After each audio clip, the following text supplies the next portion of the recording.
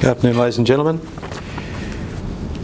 So there is this High Court case of Thorne and Kennedy, which was handed down last year, and technically it was in relation to an appeal regarding a financial agreement. Now, just a bit of history in relation to why we do financial agreements.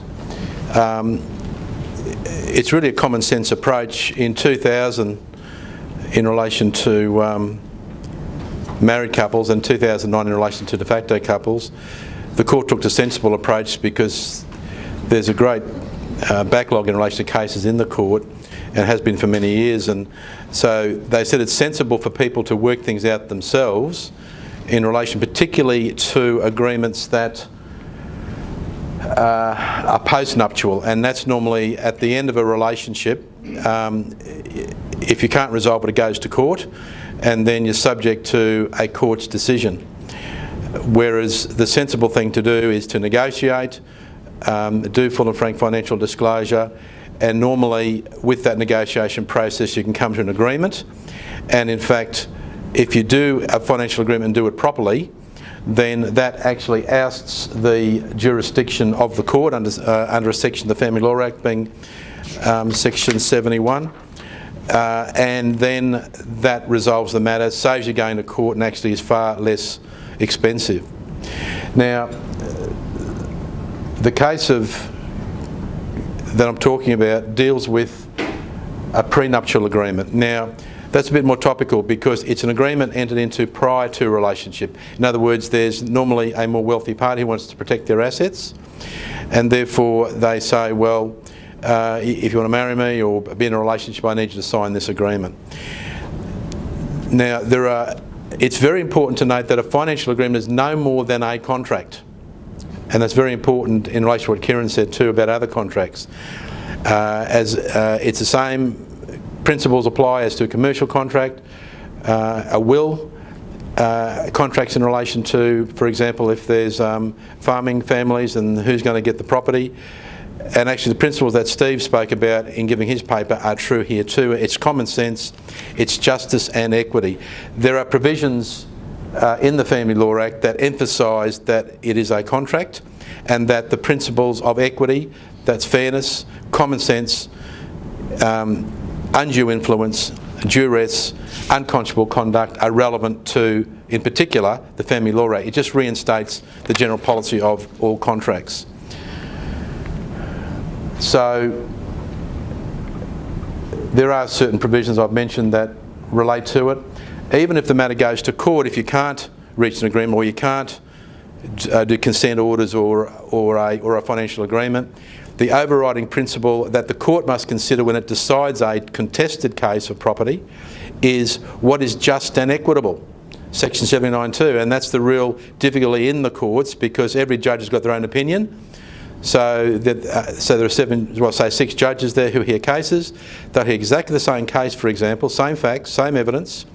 They'll each have a different conclusion because of their bias in various areas. So that's why you try to keep it out of the courts, and you try to, at the end of a relationship, resolve it by way of either consent orders or a financial agreement, and that's what we endeavour to do. In fact, I can't remember the last case that I've taken to trial in relation to a property matter because it's a common sense approach and mediation and get good practitioners and matters are resolved. Now, Steve spoke about people who meet, and families meet and they talk and they resolve matters. This case, I'll let you be the judges. I'll just go through the facts briefly. Mr. Kennedy, 67 years, worth 18 to 24 million. Ms. Thorne was a 36-year-old Romanian divorced, no assets. She lived overseas. Now, just a matter of interest, that's not their real names. Any reported family law case, they use alternate names. They don't use the actual names. English wasn't her first language. They met on the internet. He was interested in her entry. I'm a single female with no children. I don't smoke or drink. I'm of Greek Orthodox religion and speak a little Greek and English. I wish to marry and have a good life. Well, he thought that was pretty good. So, but he responded, right at the beginning he responded, "If I like you, I will marry you, but you'll have to sign paper, my money is for my children." Now, she came over to Australia, and the date of the marriage, well, she was here for about 6 months, and then the day of the marriage was the 30th of June 2007. Sorry, of September 2007. Now, this is where it's interesting. You heard Steve talk about people being reasonable, having discussions, family discussions, communication, common sense, nothing left unsaid, so it's all reasonable, it's all just and equitable. It's common sense. Now, I'll just tell you the facts of this one. So there was that initial communication, and of course they come over and were happy. So the wedding's on the 30th of September. The venue's booked, dresses made, everything's organised, and families come over, been flown over from overseas. Now on the 16th or 19th of September, Mr Kennedy says, "We're going to a solicitor to talk about signing an agreement." That's all he said. Now, she was given the agreement and saw her own solicitor, because it's important and it's a critical thing in financial agreements to have independent legal advice in relation to the effect of the agreement and as to whether, and the advantages and disadvantages at the time of signing the agreement. That's a critical part of any financial agreement, independent legal advice. And in fact, the High Court had something to say about this letter of legal advice. So saw the solicitor on the 20th. The solicitor, and in fact I know the solicitor well who gave that advice, and she said, you're being offered, she was offered $50,000 if they stay together more than 3 years. It doesn't matter if they were together for 10 years or 20 years, $50,000 is worth 18 to 24 million. So I think, you're the judges, is that reasonable? Then she was sent a letter of advice, and then saw us again on the 24th of September and signed the agreement on the 26th of September. They were married on the 30th of September. Now, the situation is, moved to Queensland, and before she signed the first agreement, she didn't even know what it was. Do I have to sign it? Well, if you don't, the wedding's off. So either take it or leave it. So she signed the agreement, despite the legal advice. It was a very detailed letter of advice, and it was, and it's published in the court a decision that it was entirely inappropriate and the worst the solicitor had ever seen, and yet she signed it. So the situation is that, and then after the marriage, on the 5th of November, she signed a further agreement, exactly the same agreement, same terms, same amount. And the reason why is because there was some thought process, I don't understand it, but that his lawyer thought that because it's after the marriage, there's no duress or undue influence because she's married, and so therefore you're not being forced into it. However, the situation is, on both occasions, he drove her to the solicitor's office, and on the second occasion, and on both occasions waiting in the car outside, that's for her independent legal advice. And on the second occasion, not only did he sit in the car, he phoned her and said, "Hurry up, sign it, let's go." So you can see all those factors. And as I said, that's all she's going to get. If he died, she would get more, but that wasn't the issue in this case. So common sense would say to you, well, what do you think? Is it a fair agreement? Okay, and that's what the court said too. So there was a lack of financial equality. The husband wasn't prepared to negotiate, either take it or leave it. Now again, I emphasise the common sense approach and what Steve had to say too in his paper. Discussion, time to think, time to reflect. So if there's ever any question about it, you can point to all those things, and there are certain also other points I'll raise in relation to make sure that the process is followed by lawyers appropriately, so to make sure if it is questioned that you've got a good defence to it being overturned. Of course, and there was the duress of her, she shouldn't have a permanent residence status in Australia. Now, she understood the legal advice, loved him and wanted to marry him and have a child, and changed her life and moved to Australia. So it's clearly, and I think you all understand and accept, that it was undue influence. It was unconscionable conduct because his intention was to try to deprive her. So the court found that both agreements were not fair and they set them aside. Now, what's interesting is that particularly the High Court, the Chief Justice, Justice Keifel, said it was a very thorough letter of advice. She understood the advice, and it was quite clear that she didn't sign it, but she still did. That shows the extent of the duress. So a letter of independent legal advice doesn't protect in these circumstances. So it's a proper application of the equitable principles of undue influence, unconscionable conduct or duress. Very plain on the facts. Now, everybody jumped around after this came out and, it's the death knell of prenuptials in Australia. Well, that's obviously not the case. It was just a clear a restatement of the equitable principles that apply to any contract, commercial contract, arrangements in relation, as I said, to estate matters. And that's what Kieran mentioned. And also in relation to the other farm cases where which son takes the farm. If you follow the proper process and be fair and reasonable, then it will be fine and it won't be set aside. This was particularly in relation to an agreement in a marriage. Now, the full court, the full bench sat, all 7 members. It's very unusual. Normally 2 sit or 3 sit.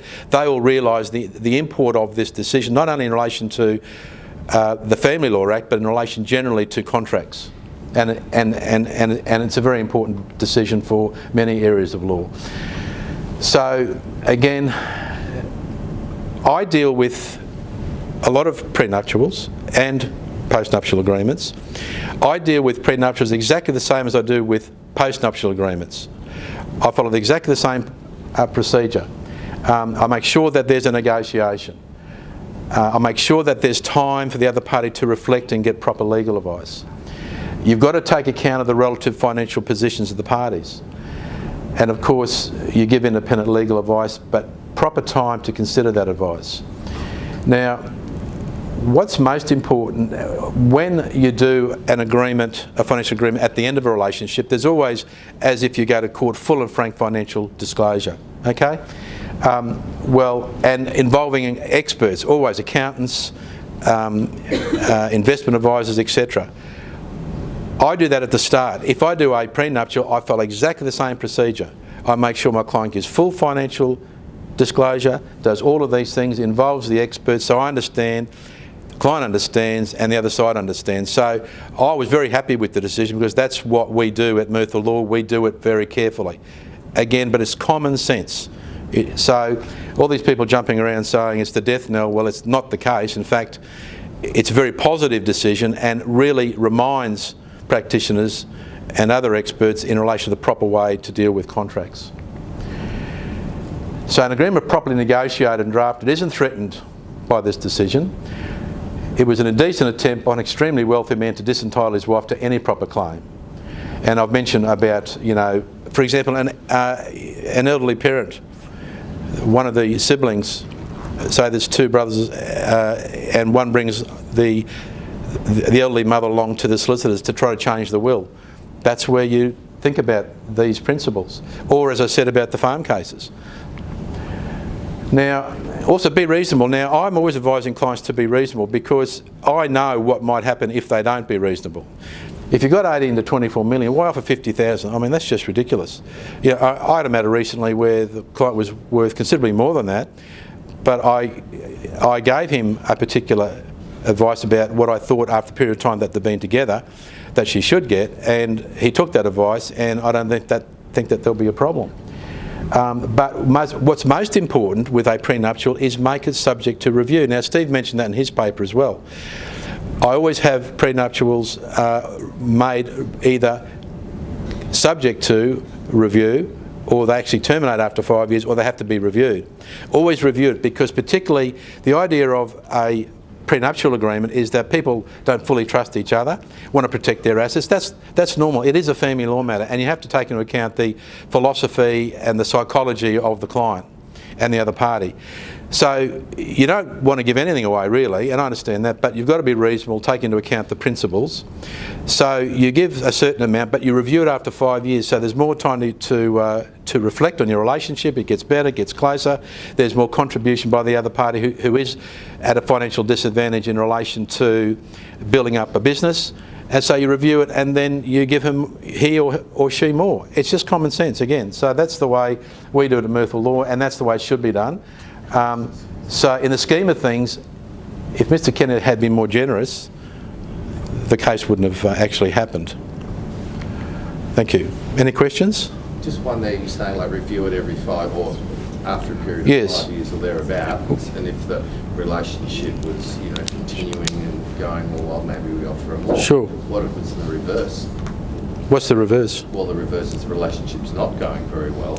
You're still married, Yeah. or whatever. However you want to offer less.